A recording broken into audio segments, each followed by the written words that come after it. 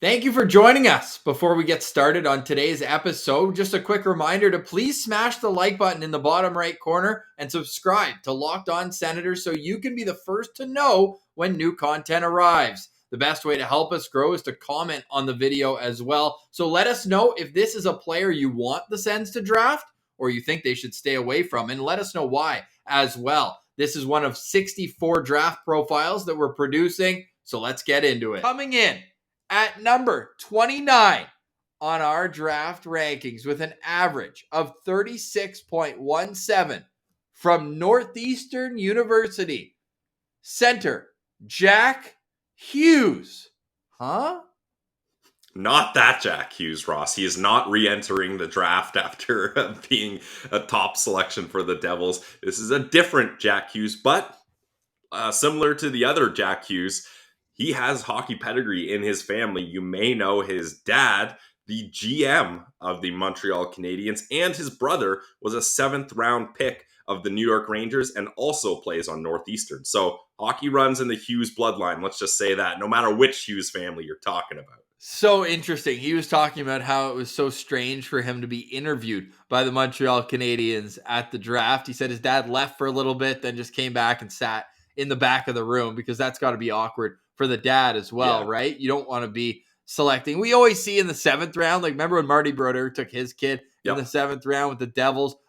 Chris Drury. Doan, that was another, although that was an earlier pick. Josh Doan. That was 2nd round. I think it was Chris Drury's kid. There was a 7th rounder. And anyways, you see it from time to time where it's kind of like, okay, we'll just draft him just for fun and we'll see if it works out. No risk really in the 7th round. But this kid, the rankings will tell you exactly where he could go. Scott Wheeler has him at 23rd on his rankings. Bob McKenzie and Chris Peters have him at 27. Elite Prospects and Corey Pronman have him at 46. And Craig Button has him at 48. So he's got a pretty small range compared to other players that we've profiled, Pillsy. Like 23 to 48. Like comparatively, that's pretty tight.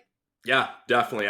That's for sure. And just for the people listening, we'll rhyme off the rest of his stats here. So he's a centerman, 6 feet, 169 pounds. He was with Northeastern University last season, 39 games played, 7 goals, 9 assists, good for 16 points. So I think it's tough. Again, you can't just look at the points when you're looking at prospects, especially guys who it's their first season in college. He's one of those guys that was ahead of most other in this draft. So he's not playing as much as he probably would have if he stayed in a lesser program. He was a part of the USNTTP for 2 seasons, which is also rare with his birthday. That was allowed. Well, what's different is that in the 2nd year there, like that's where most of the players were playing for this season. So I think that to compare his points, he's one of the oldest players in the draft. He's born November 2nd, 2003. Yeah. Massachusetts kid, so obviously going to Northeastern right in Boston is great for him, but 16 points in 39 games, only 7 goals. Brady Tkachuk was drafted after scoring 7 goals. Things turned out well for him. So I think that more points though for Brady. 100%. No, you're right. No doubt about that. But for him, like he's all offense. Like this is an offensive weapon type player. And I think that if he finds his way to the NHL, this guy's going to be on a power play unit for sure. Yeah, I mean, he's a playmaker, right? So I think that would make a lot of sense. And what Jack Hughes does well is he's able to slow the game down and scan the ice for all options. Like he's not the kind of guy that has like tunnel vision and he's like, okay, I'm coming up the middle ice here. No matter what happens, I'm dishing it off to my left winger. Like he's not one of those guys where it's a set play. He's able to let everything kind of fall into its place and say, all right, here's an option. I'm going with this option. Boom. And he's able to facilitate the play much better. So he's kind of like a manager in that sense where he's going to get everything started and everything will go through him. And he has no problem attempting risky passes, Ross. And sometimes they work and create highlight plays, and you're like, holy crap, this kid is a stud. And other times they don't work, and it creates a turnover, an odd man rush the other way, and you have the tight camera panning to him after a goal with his head in his hands, and he's just like, oh, crap. So take your pick on if you want to risk that. Personally, That's awesome in college. A lot of fun. You're going to be able to do that. Try some of those through the stick passes in the neutral zone in the pros, and not only are you creating a turnover, but you're probably getting run over by an absolute train because you're putting yourself in a vulnerable position. So I think it's impressive what he's able to do, but I don't think it's going to translate to the pro game, and that's his bread and butter, is his playmaking ability like that. So that's a big red flag for me. Yeah, that's fair. Now, he still did enough, even though he only had 16 points. Like, he was on a pretty loaded team. We were just talking about Devin Levy early in the episode. That was the goalie for Northeastern last year, and they finished first in Hockey East. Yeah. Made it to the NCAA tournament, and he did enough to be named to the conference's all-rookie team. So he does have that pedigree beyond just that his dad's a GM in Montreal now and was formerly an agent for players like Drake Batherson and Patrice Bergeron, among others. So, he's grown up around the game. That's great, but I'm with you. I'm a little bit wary about that. He's not like a star power type kid. Like, I think that you could probably say the same about Chesley, but these are more like complementary players. But just like Chesley, Jack Hughes is a player that makes his line mates better where he can facilitate the puck. Now, what your worry comes in is, can he facilitate the same way that he does in college and in junior at the pro level? Exactly. Okay, interesting. So if he has to work on one thing in particular, it's certainly not celebrating. Every photo of this kid, Yeah. he is in the zone when he gets a goal. He is feeling it. Looks like a WWE promo, the way he's screaming and yelling and selling. But what would be one area of his game that he really needs to improve on outside of simplifying?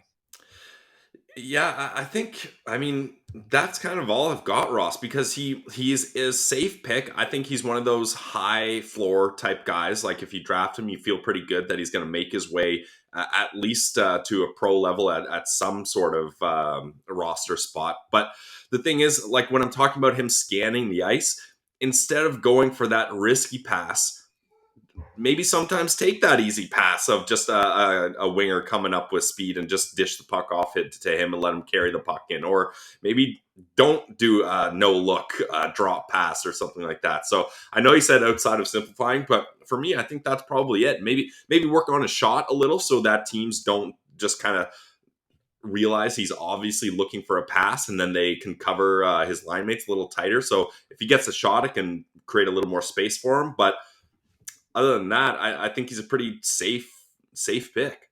It's kind of funny. We've got a little bit of not controversy, but a little bit of back and forth where who was it? Yeah, Corey Prodman said he lacks ideal speed for the NHL, and the pace of higher levels will be a big test for him. And then Scott Wheeler says he skates well, and then in brackets, this quality is underrated by some, I'd argue. So the Athletic going a little back and forth when it comes to Jack Hughes' skating ability, but I think that you're certainly however, I could see him topping out as like a top line AHL guy where it's like he's putting up a ton of points in the AHL, but like that extra level of pace is what keeps him back from being like a middle six option at the NHL level.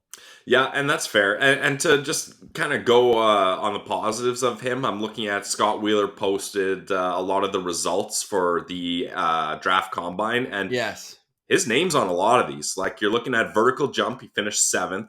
You're looking at pull-ups, he finished 1st. I know we said off the top that doesn't really matter, but if you can finish 1st in anything, that's impressive. Can you do one? I haven't seen a gym in years, Ross, so I don't know where I would be at with the pull-ups. Standing long jump, he finished 8th. Guess who finished 1st in that? Maverick Lamoureux. Shocker. Bench press power, he's in there too, 6. Like, there's just so many examples of him showing that, like, he takes care of himself and he's a good all-around athlete, which I respect. Yeah. That's definitely a big thing. But, I mean, he's going to play pro. For sure. Yeah, I guess that's what I'm leading up to here, Ross. Having said all this, he is my lowest stars ranked prospect we have here. I've got him at 2 stars. I don't think the Sens need a guy like this. I feel like he projects mostly as a centerman. They're not really looking for centerman, especially centerman without one defining attribute. And like I said, I don't see his playmaking transitioning as well to the pro level. And let's be honest, just let the Habs draft this kid in Montreal. Let Kent Hughes go up to the podium and announce it. Like, why get in the way of that story? So I got him at 2 stars here. I know maybe that'll come and bite me later when he's playing in the NHL, but 2 stars. I'm glad you brought that up. I want to pull this. This is a real nice moment here. Kent Hughes jokes that his draft eligible son Jack won't be taken first overall. I can promise you that. And Jack Hughes quote tweeted and said, "Big mistake," and tagged the Habs. Bulletin board material, Dad. Yeah, bulletin board material. So it's a great story. However, would we want to draft someone whose dad works for the Habs? I mean, that is kind of a classic Sens. Just meddling in there. I don't know if the vibes would be good on that. Yeah. Although with the sell, he's like this. He's a vibes guy for sure. You know what? I'm gonna go 3 just to bring it up a little bit because you're a little lower on him.